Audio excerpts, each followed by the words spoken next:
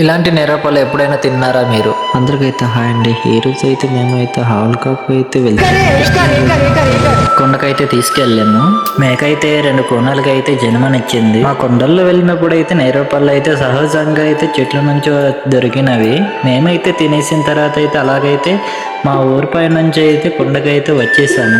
ఇదిగోండి ఈ టవర్ దగ్గర కనిపిస్తున్న ఊరే అండి మా ఊరండి. నేరేడు అయితే తినడానికి అయితే చాలా అయితే బాగుంది, తీయగా అయితే ఉంది కూడా. మేక పిల్లలు అయితే గడ్డ అయితే మేయడానికి అయితే కొండపైకి అయితే తోలుకొచ్చాము. ఎలా మేస్తుందో చూడండి, ఎంత చక్కగా తింటుందో. ఆ లొకేషన్ కూడా చూడండి, బ్యాక్ సైడ్ ఎంత బాగుందో. పిట్ట పిల్ల గురించి వెతికితే అయితే మేమైతే చూస్తున్నాం. పిట్ట పిల్ల గురించి వెతికితే మాకైతే పిట్ట తుప్ప అయితే దొరికింది. ఆ తుప్పలో అయితే 4 గొడ్లు అయితే ఉన్నాయండి. పిట్టగొడ్లు మీరు చూసినట్లయితే కామెంట్ అయితే చేయండి. ఇలాంటి స్వచ్ఛమైన నీరు అయితే మేమైతే తాగుతామండి. మా బావ చూడండి వాటర్ అయితే పట్టుకొని అయితే ముడిక కొట్టుకుని అయితే తాగుతున్నాడు. మా మట్టికి వస్తే కొన్ని మామిడి పళ్ళు అయితే దొరికింది. మేమైతే ఆవులకైతే ఇంటికైతే తోలుకుంటూ వచ్చేసామండి.